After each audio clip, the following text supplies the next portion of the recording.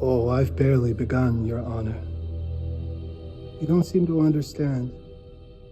I was born with the devil in me. The Devil in Me is the fourth game in the Dark Pictures anthology and the Season 1 finale. Drawing inspiration from the infamous serial killer H.H. Holmes, we follow a group of filmmakers as they're invited to a reconstruction of his murder castle. Things aren't what they appear to be, and in classic supermassive fashion, our choices can lead to survival or death for these characters. I'll maintain the same rules from previous videos and count the kills throughout the game while highlighting those that are not present during my playthrough. So let's head into the murder castle and find out just how many meet their end in there. Don't come crying to me if you end up dead. What is wrong with you? The game opens with another reminder of what we're getting into as it pans over to newlyweds Marie and Jeff as they check into the newly constructed World's Fair Hotel, but the lobby is empty and the service is shit. The owner finally shows up and apologizes for keeping them waiting, and after seeing that rock on Marie's fingy, decides to upgrade their room to the honeymoon suite free of charge. He introduces himself as the king of alliteration, Henry Howard Holmes, and humbly brags about how he constructed the hotel himself, but I'll be straight with you, Triple H, my cozy little hotel and bed and breakfast is better than this trash. The couple head upstairs and Marie is feeling a little adventurous and convinces Jeff to bust into this private room, which is filled with a whole lot of nothing, except a practice sesh with some mechanics. They meet Holmes in the hallway, who definitely knew they were in that room, and he lets them into their suite, which gets them in the mood for a pillow fight! Marie destroys Jeff and tells him he needs to shave while she deals with some swamp ass in the bathroom. We take control of Jeff, who heads downstairs if he can fucking find it. Instead, a trap door opens, and he catches himself before getting impaled on the spikes below. He'll never actually die here, even though the game makes it seem he can, but he'll always avoid that painful death in favor of another. It cuts to Marie taking a bath, and we can choose to investigate the person who just entered or ignore it. I choose to ignore it, thinking Jeff just wants to catch a glimpse of his new wife, but we quickly find out it's the H-Man, who tells Marie she can't forget to wash her hair, and does it for her, perhaps a bit too vigorously, since she stops thrashing and becomes the first kill in the game. Jeff's slow ass shows up right after and finds Holmes leaving the bathroom with a razor in hand. He tries to run, but somehow a wall moves on its own and blocks his path, so he darts into a side room that will be his final resting place. The door locks behind him and there's no way out as gas starts pumping into the room and slowly suffocates Jeff as his innards hemorrhage for the second kill. Like previous intro sequences in this game, the characters will always die, but the methods can change. If Marie investigates the person entering the bathroom, then Holmes will cut her throat, and Jeff can get the same treatment if he confronts Holmes. We cut forward a little ways to see Holmes putting Marie's ring on display as another couple can be heard entering the hotel, and the opening credits begin with the curator just straight up lying, dude. Last time, no one survived. Excuse me, but I got Eric, Jason, and Celine out alive. He goes through his spiel about recording events and not interfering and sends us to the modern day, where we're introduced to the characters we can get killed. We see Kate, Mark, Jamie, Erin, and Charlie as it zooms out to show someone watching their interviews. The 5 protagonists all work for Lana Entertainment on a show called Architects of Murder, and their final episode is centered around H.H. Holmes. We watch a rough draft of their latest episode as Kate updates us on Holmes' final kill count before he was hanged for his crimes. Jamie tells Charlie this episode is utter garbage before he gets a call from a man named Grantham Dumet offering to let the crew film at a replica of Holmes' murder castle. The catch is they need to agree to it now and immediately pack their equipment up. The show is struggling and Charlie believes that this opportunity can help save it, but then another catch makes everyone feel uneasy when the driver informs the crew they need to lock their phones away until they're finished. They're dropped off and have to wait for a ferry that will take them out to the island the hotel is being constructed on. So to kill time, Charlie takes his cinematographer Mark to get some B-roll with a light bit of trespassing. They get their footage and head back as the ferry pulls up and they meet Dumet face to face. Throughout the Dark Pictures series, familiar faces pop up all the time. Similar to other anthology series like American Horror Story, they use the same character models throughout the games. They're often modeled after one person, motion captured by another, and then voiced by a third person. However, sometimes the mocap actor and voice actor are one and the same. Michael Addo, Jonathan Berteau, and Elena Maioridi are the only 3 that make appearances in all 4 Dark Pictures games. The crew depart the mainland and arrive on the island to find it strangely guarded as if to keep everyone out, or in. Dumet's strange, anxious behavior makes Charlie want to check the place out, so he suggests Kate fake an injury so she can split from the group and do some reconnaissance. He leaves Jamie behind with her, who isn't too pleased to be alone with the crew's diva, but they navigate the island successfully and are unable to come up with much outside of a grown-up Georgie wandering about. They link back up with the rest with Kate's ankle magically better, and they arrive at the hotel. A little girl judges the shit out of these fools before they head inside, and Dumet hurries out while telling the crew to meet at dinner at 8 p.m. Why so fucking late, man? We see a ticker on the wall with the number 178, which will come into play a bit later. But then we cut briefly to the groundskeeper being scolded for working too much. Erin does that lead paint stare at Dumet and the little girl, right before Jamie scares her. She admits to this place being a bit creepy, and they discuss their room numbers, which were handed out in order of who can die first throughout the game. Jamie suggests they use the buddy system and come to her room first. Thanks. I'd end up lost, probably.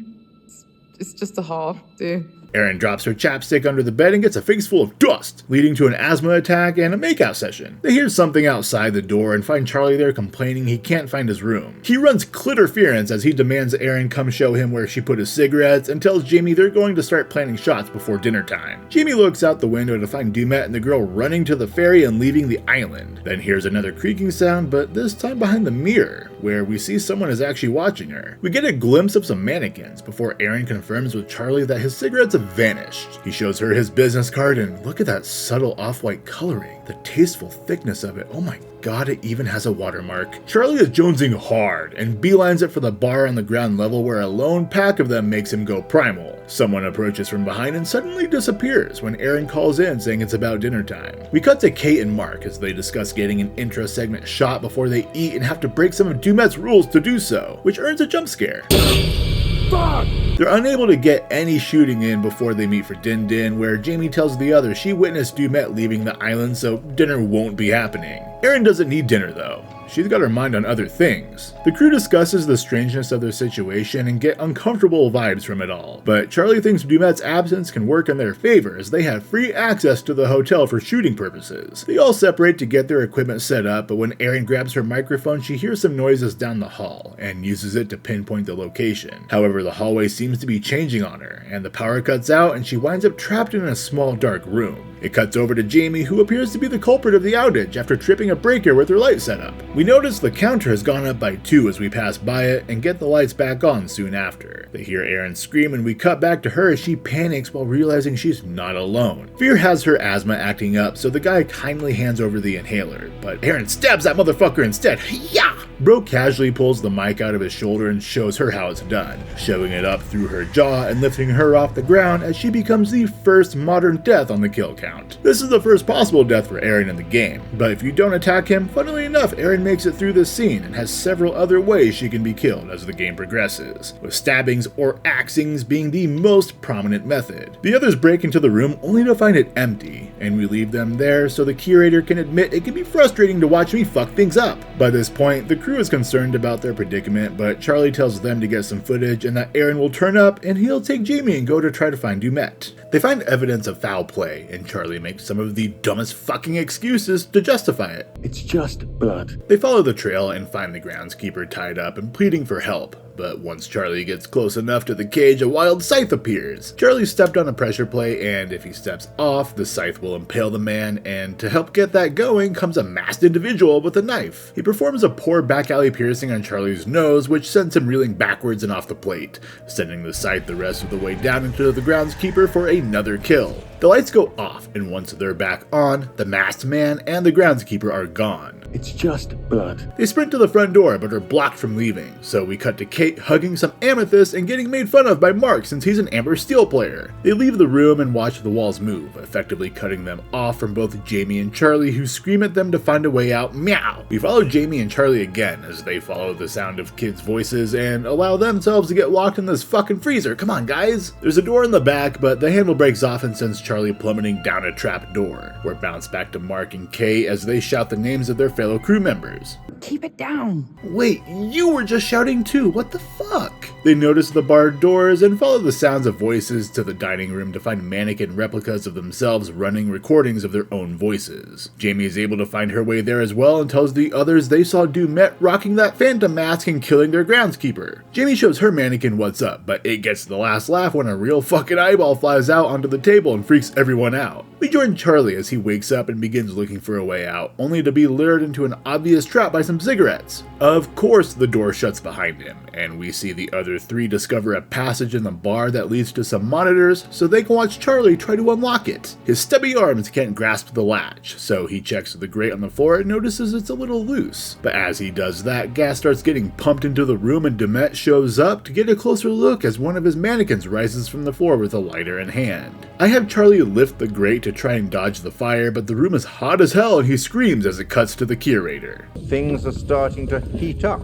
This is the first instance where Charlie can die if he doesn't choose to open the grate and instead attempts the door again. The trio watch in horror, thinking their producer just got incinerated, but Demet has the perfect distraction for them, moving walls. This puts them in a dilapidated section of the hotel that leads to the lobby, showing the counter at 182. By this point, we can determine this counter is counting kills, so I'll stop here to count all 178 of Demet's kills he's recorded since opening this murder castle. Since we see a chunk of them throughout the game in the form of mannequins and bits of evidence found on the property, I'll just count them all. The 182 includes Erin's death, Charlie's supposed death, and another 2 mystery deaths we'll check out later. So for now, I'll count the 178 we saw on the counter when we first entered the hotel. Demet gives the group confirmation that Erin is not coming back after they find her cut open with a machine artificially keeping that heart pumping. Jamie urges the other two to stick close together because Demet is clearly trying to split them up. They concoct a plan to get to the lighthouse and turn that sumbitch on to call for help. So what do you think happens next? A. Do they become a super team and find a way out? B. Demet goes insano mode and slashes the trio up. Or C. Kate's dumbass decides to run off and immediately ruin their plan to stick together. If you chose option C, then you're the winner when we watch as Demet easily splits the three of them up using trapdoors and moving walls. Jesus Christ, you idiots. We first joined Mark, who got caught in the chute and somehow didn't get gashed by the protruding metal, but his time alone comes to an end when he's caught by Demet. We watch Jamie next as she notices a red light coming from behind a mirror that's hiding another room with some monitors. She also hides from Demet, but is able to do so successfully, unlike Mark. Lastly, we control Kate while she navigates the maze of hallways and discovers the ferryman was not Demet and a true crime writer, Joseph Morello. Afterwards, Demet opens the furnace door and is unable to locate Charlie, but we know where he's at and watch as he leaves the safety of the grate and finds out the groundskeeper they watch die was actually a mannequin rigged with animatronics and a recorder for realism, meaning we need to remove a death from the count. The only way out seems to be in waste disposal, which is perfect for Charlie. He catches himself before falling down into the crusher, but immediately has to hide out of sight while Demet dumps some belongings in. He remains hidden, and once the coast is clear, he climbs up and takes a breather. This scene can result in another death for Charlie if he fails any of the QTEs or the Keep Calm segment, but I keep him alive here, and we join Kate, who gets a bit of a fright from Jamie. Kate spills the tea on the Demet being Morello situation, and together they locate the murder castle's control station. They find blueprints detailing how and where the walls move. So Jamie, being the master baiter she is, thinks she can lure him through the halls while Kate operates the walls from in here. Kate suggests Jamie keep the screwdriver on her, just in case, and she leaves to find Demet. Supermassive wanted to build upon the legacy of the real murder castle by making it this moving, living, labyrinthine structure. Obviously, H.H. Holmes didn't have moving walls, so those were created to make the characters feel disoriented and provide Demet the opportunity to create separation and anxiety amongst them. The castle itself utilizes various forms of light to differentiate the rooms. Places that are supposed to feel inviting and comforting use warmer lighting, whereas the other rooms that have cooler tones are crafted to elevate tension. But death rooms use dramatic lighting because Demet has that theater kid flair for drama and wants his kills to reflect that. It only takes a few minutes for Demet to run into Jamie, who of course trips while she runs from him. She screams for Kate to close the wall. No, not yet! Okay, make up your mind then. She escapes Demet, but not for long when he pops out of the shadows and sends Jamie running right back to Kate in the control room. He's in no hurry though, and super casually stops by the controls and opens the door behind the frightened girls, who willingly run through it. This sends them into separate rooms where they're quickly trapped like the idiots they are. Jamie's first possible death can occur during the chase if the wall is closed too early and the QTEs are failed, allowing Demet the opportunity to stab her. And here, they're in a brightly lit room split by a glass wall with a button on Jamie's side. It slowly moves towards Jamie, who mentions the Uno reverse button in the middle, which will send it towards Kate if she presses it. She tries stabbing the glass with a screwdriver, but Kate tells her to stop thinking maybe her shoulders will be any different. The wall closes in, forcing Jamie to make a choice, allow it to crush her or send it back towards Kate to ensure she survives. These two characters never really liked each other anyway, so I thought in a panic situation like this one, Jamie would smash that button like all of you should be smashing that like button, and send it towards Kate, who tells Jamie it's not her fault while the wall closes in and crushes her. That ends Kate's time with us, who is the sole character to use their actor's likeness and also be played by them. Jessie Buckley, like Will Poulter and Ashley Tisdale before her, had never acted in a video game before and wanted to try something different. She was surprised at how quickly shooting moves while working on The Devil in Me, with them moving on to scenes a whole lot faster than movies or television due to the bare bones sets that they can use. However, the motion capture suit took some getting used to, since she learned she had to stand far away from her co-stars so they didn't bump suits. It's like, I mean, you just feel like you've got a huge nose. That's the first possible area Kate can die, but if she survives, she has several more death opportunities towards the end of the game, with one particular ending bringing in a pretty brutal death. Jamie can also die here the same way, but if she has the screwdriver, she'll survive, so I definitely fucked up. The curator is clearly over my decisions. And we come back to Jamie staring in disbelief at her coworker's body. It's just blood. The door opens behind her and immediately Demet wants to put her in panic mode, so we cut to Mark instead as he breaks free of his constraints. He finds a vent that leads him outside right as we cut back to Jamie, who is still running and finds herself on the roof. After a series of QTE, she's cornered and shoved off the roof in the most awkwardly animated fall sequence of all time. Why are her eyes wide open and her face completely static? That shit looks so weird. This scene can wind up with another Jamie death if she's impaled by a pole. She's a little stunned after the fall in my game though, and continues running, but Demet uses teleport and instantly shows up on ground level and chases her into the hedge maze. She hides out of sight and eventually gets to explore the maze freely, locating a secret passage that leads out of the maze and into a garden. Jamie's getting her cardio in tonight, but her strength training needs work as she fails to free this axe, so Demet grabs it instead. He follows her and corners her yet again. Realizing the balcony she's on is unsteady, he makes her lose her balance as she falls over the edge. That chase sequence can lead to yet another one of Jamie's deaths, but Kate has to be alive and make a selfish decision for Jamie to receive an axe in the chest. We cut to Mark just to watch him clumsily fall through a door right as Charlie makes his way outside and hears his scream.